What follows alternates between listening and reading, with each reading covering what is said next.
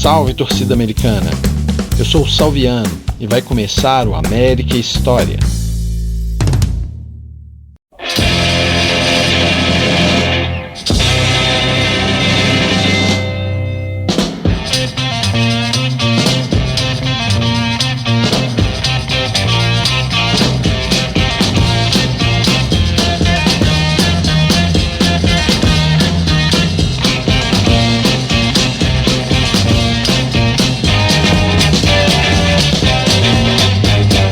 Talking, that's what I've got to say. I used to think I knew it. Man, I sure through it. Things like that'll chatter. Ain't things that matter. That's one thing I can do without. Como vimos no episódio do mês passado, em janeiro de 1963, o Campeonato Mineiro de 62 ainda seria finalizado. Atlético e Cruzeiro fariam uma melhor de 3 para decidir quem seria o campeão. E o Campeonato Mineiro de 63, propriamente, só começaria em julho. Então, para o América, esse primeiro semestre foi todo focado em amistosos e torneios festivos. Outro campeonato que acontecia naqueles tempos era o Campeonato Brasileiro de Seleções. Cada estado da federação montava uma equipe com jogadores oriundos dos times daquele estado. Mais ou menos como a CBF faz quando convoca jogadores para a seleção. Era o Campeonato Brasileiro. Antes desse que a gente conhece, o campeonato era entre estados. E existia uma hegemonia de cariocas e paulistas que se revezavam como campeões durante muitos anos. Só para ter uma ideia, de 1922, quando começou, até 1961, tivemos 27 campeonatos de seleções, com 13 vitórias de paulistas e 13 de cariocas. Só uma outra vez, outra seleção ganhou. Em 34, a Bahia foi a campeã. Mas com a criação da Taça Brasil em 59, esse campeonato já estava perdendo a força. E o Campeonato Brasileiro de Seleções de 62 seria o penúltimo. O último aconteceria somente em 1987. As federações já reclamavam que o campeonato já não era tão lucrativo e de 62 até 87 não teve nenhum. Seja como for, esse de 62 começou já no final do ano, em novembro, e a segunda fase estava acontecendo nesse janeiro de 1963. E por terem alcançado o quadrangular final do campeonato anterior, as seleções de Minas Gerais e de Pernambuco ingressavam diretamente nessa segunda fase, em janeiro. Então, os jogadores mineiros foram julgar esse campeonato, a seleção mineira, em janeiro de 63. E a seleção mineira era uma seleção de respeito. Contava com grandes atletas americanos, obviamente. Hilton Chaves, Amauri, Marco Antônio e Ari eram os americanos naquela seleção que faria um feito inédito, ganharia o Campeonato Brasileiro. Vejam um retrospecto. Em 2 jogos, no dia 10 e dia 13 de janeiro, a seleção despachou a seleção do Paraná com 2 vitórias, 6-1 e 4-0. Depois, mais 2 jogos, dia 20 e 23 de janeiro, foi a vez da seleção paulista, 3-0 no Pacaembu e um empate em 1-1 na Independência. Afinal, foram 2 jogos também, em 27 e 30 de janeiro, mais 2 vitórias, agora sobre a seleção carioca, 1-0 no Independência e 2-1 em pleno Maracanã. A seleção mineira foi muito elogiada pela imprensa. Os jogadores ficaram muito valorizados e formaram a base da seleção brasileira, que seria convocada em seguida para disputar o Sul-Americano na Bolívia. Prevaleceu o bom senso na reunião ontem, realizada na sede da CBD, para a escolha dos jogadores que deverão participar dos preparativos para a formação que representará o futebol brasileiro no próximo Campeonato Sul-Americano, a ser realizado na Bolívia entre 10 e 31 de março. Entre os 29 jogadores relacionados por Aimoré Moreira, nada menos que 13 integrantes da seleção mineira que tão brilhantemente levantou o último campeonato brasileiro, a saber, todo o quadro titular e mais 2 reservas. A seleção mineira estava tão privilegiada que a preparação da seleção brasileira para esse sul-americano da Bolívia acabou acontecendo em Minas Gerais. Em 16 de fevereiro, a seleção fez um amistoso contra o América, na Alameda. Quem estava lá e inclusive participou do jogo foi o nosso querido Amarelinho. Então, vou deixá-lo contar como foi esse momento tão sensacional do nosso coelhão. No dia 16 de fevereiro, a seleção faria um jogo treino com o América Mineiro, no Campo do América, na Alameda. Era o estádio Otacílio Negrão de Lima, onde hoje funciona o supermercado Extra. O time do América jogaria sem Ari, Marco Antônio, Amaury Horta e Hilton Chaves, que estavam convocados para a seleção. A equipe do América entrou em campo com Capelani no gol, Jorge, irmão do Fifi, que depois foi para Portuguesa de Esportes, e Zé Horta, Luizinho, Amarelinho e Décio Teixeira. Djalma, irmão do Dirceu Alves, 90, Nísio, Dario Alegria e Sérgio. Dario Alegria, né? O da Maravilha, né? Tostão entrou no segundo tempo no lugar do Dario e Sabino substituiu ao 90. No primeiro tempo do treino, aos 26 minutos, aconteceu uma falta bem próxima à meia-lua da área contra a seleção. Amarelinho se apresentou para cobrar. A seleção defendia o gol do lado da Avenida dos Andradas. Fizeram a barreira com 4 homens. Quando o juiz apitou autorizando a cobrança, o Décio Teixeira correu pela esquerda e gritou "Dá!", correndo em direção à área esquerda do nosso ataque, em direção à área de seleção. Nesse momento, as atenções se voltaram para o Décio e eu cobrei a falta com o lado interno do pé direito, com o joanete. A bola passou em curva pela barreira e entrou lá na gaveta, ou seja, no ângulo. A torcida, que quase encheu as arquibancadas, a entrada era franca, foi ao delírio. 15 minutos depois, o juiz apitou o término do primeiro tempo. América 1, Seleção Brasileira 0. Voltamos para o segundo tempo e o América se apresentava mais seguro, com mais personalidade e entrosamento. Dominava a partida. Normalmente acontece isso, que o time está acostumado a jogar junto, etc. Alguns minutos depois, surgiu outra oportunidade. O juiz marcou uma falta próxima à grande área e o Amarelinho se posicionou novamente. Provavelmente, os jogadores e o público presente imaginaram que a falta seria cobrada com um tiro direto como da primeira vez. Entretanto, o Amarelinho deu um toque de 3 dedos e colocou a bola na cabeça do Djalma, que marcou o segundo gol do América. Uma jogada espetacular. Na sequência do jogo, treino, o Marco Antônio, que era jogador do América, mas atuava pela seleção, fez o único gol da seleção. Lá pelos 29 minutos do segundo tempo, o Tostão entrou em campo substituindo o Dario Alegria. Tostão ainda era da categoria de juvenis, devia ter 16 ou 17 anos, mas em poucos minutos dentro de campo já demonstrava seu talento e marcou o terceiro gol do América. Placar final: América 3, Seleção 1. Quando terminou o jogo treino, ao sair do campo, o técnico da seleção, o senhor Aimoré Moreira, me cumprimentou e disse na presença de várias pessoas: "Parabéns, garoto!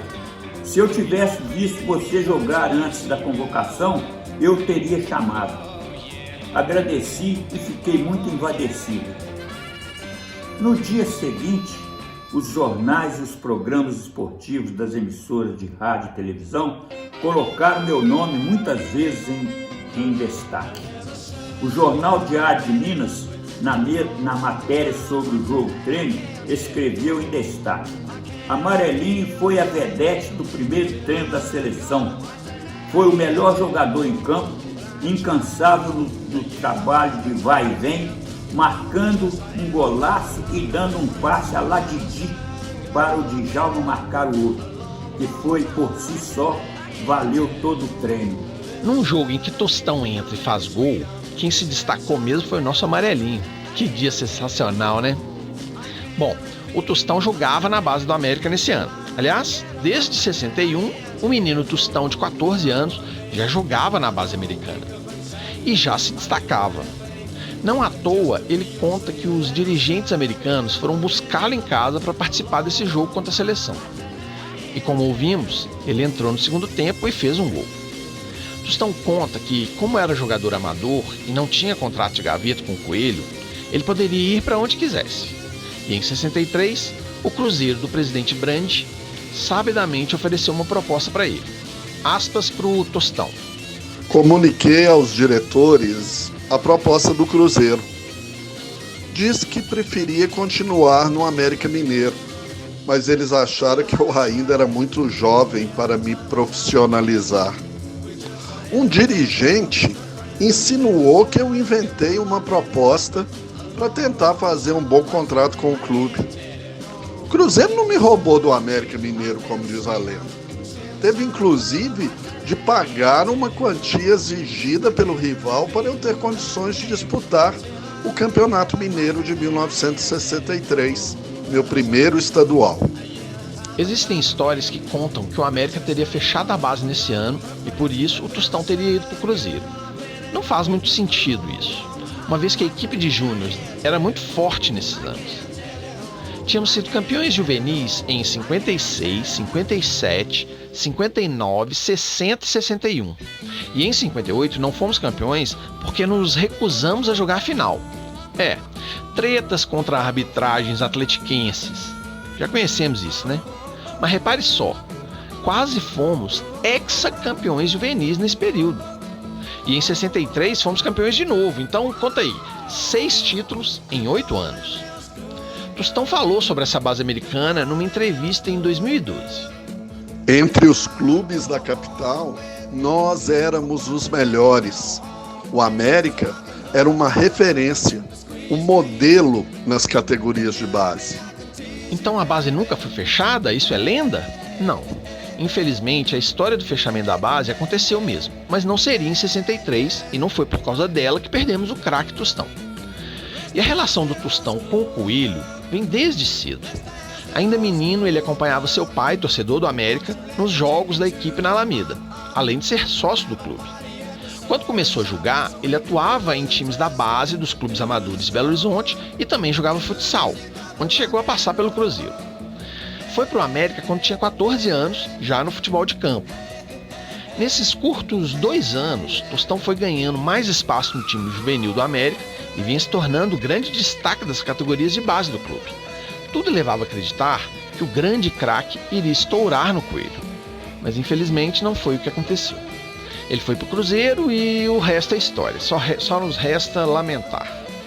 Belo Horizonte era então a 4ª cidade brasileira com aproximadamente 700 mil habitantes, à espera de atingir o seu primeiro milhão. A cidade, no início dos anos 60, era o reflexo de obras construídas sobre a vertente modernista cavada nas 2 décadas anteriores. O prédio do Departamento Estadual de Trânsito, localizado na Avenida João Pinheiro, representa um exemplar típico das construções que ocorreram na capital mineira desta época. O edifício Mesbla, na Avenida Afonso Pena, também foi um marco no período. O Grande Hotel de Belo Horizonte foi demolido para a construção do moderníssimo conjunto Arcanjo Maleta.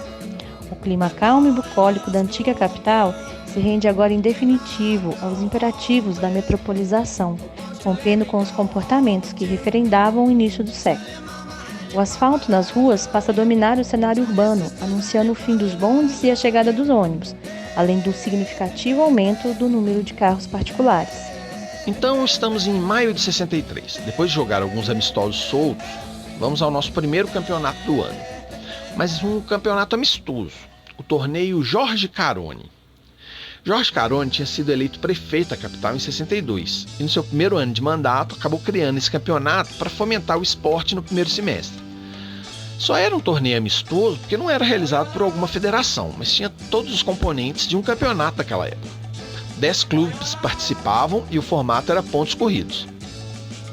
Só que o torneio foi criado sem muito planejamento e acabou sendo encerrado antes do final, porque os jogos começaram a coincidir com o Campeonato Mineiro. Então ficou um torneio sem campeão. Mas falando dos jogos do Coelhão, começamos perdendo para o Renascença por 3-0. Depois conseguimos uma sonora goleada sobre o Pedro Leopoldo, 6-0. E na terceira rodada, nova vitória, agora sobre o 7 de setembro, 2-1 para nós. Quarta rodada, clássico contra o Atlético na Independência. Um 3-3 daqueles emocionantes, com 2 gols do 90 e 1 do Roberto Mauro. Quinta rodada, outro jogo emocionante, agora contra o Vila, mas nesse perdemos por 4-2. E o último jogo nosso no campeonato foi contra o Cruzeiro, vitória nossa por 1-0, gol do Luizinho aos 38 do primeiro tempo no Indep. Já era dia 26 de junho que o Campeonato Mineiro começaria na semana seguinte. O torneio acabou sendo abandonado. Na manhã do dia 20 de novembro de 1963, os moradores de Belo Horizonte se surpreenderam ao passarem pela Avenida Afonso Pena. Durante a noite, a prefeitura iniciou o corte de cerca de 350 ficos que existiam ali. Alguns datavam dos primeiros anos da cidade. No início dos anos 1960, uma forte praga de insetos instalou-se naquelas árvores, fato que assumiu importantes desdobramentos. O corte de árvores foi lamentado por muitos habitantes, mas acabou prevalecendo a lógica de que esse era o preço do progresso. Apesar de 63 ser o ano do coelho no horóscopo chinês, aqui no futebol não foi um bom ano para o Coelhão. Se começamos o ano fortalecendo a seleção mineira campeã, o time mesmo não conseguiu fazer um bom retrospecto. Os amistosos não foram relevantes. No torneio Jorge Carone, apesar de estarmos em segundo lugar quando acabou, não tínhamos tido atuações tão primorosas. Bom, pelo menos não perdemos os clássicos, né? Mas no Mineiro as coisas seriam piores. Amargamos um risível 5º lugar no final. Não conseguimos ganhar nenhum clássico, foram 2 derrotas para o Atlético, 2-1 e 2-0, e um empate e uma derrota para o Cruzeiro, 0-0 e 2-0. Mas mesmo contra os outros times, tivemos resultados que dá para envergonhar. Perdemos para o Guarani de Divinópolis e para o Uberaba na ida e na volta. Também perdemos para o Democrata de Sete Lagoas em pleno Indep, além de perder para o Siderúrgica em Sabará. Vencemos o Renascença, o Pedro Leopoldo, além do Uberlândia e do Valério, mas, enfim, nada muito digno de nota. O último jogo foi em 6 de dezembro contra o Renascença, 1-0 para a gente, mas que foi o suficiente para o 5º lugar somente. Atrás de Siderúrgica em 4º, Cruzeiro em 3º, Democrata de Sete Lagoas em 2º e Atlético em 1º. Bom, pelo menos nossa derrota para o Jacaré serviu para tirar o Cruzeiro do vice-campeonato. Mas foi isso. E em dezembro desse ano ainda tivemos a notícia de que o Conselho Deliberativo modifica os estatutos do clube autorizando José Vaz a vender a Alameda. O objetivo era expandir o clube. Afonso Celso Raso, Oswaldo Nobre, Américo Gasparini e Orlando Bandeira se levantam na reunião e se opõem veementemente à venda da Alameda. Mas as condições são aceitas e a Alameda primeiro viria a se tornar o centro social e desportivo e depois seria vendido propriamente. Mas isso foi história para outro episódio.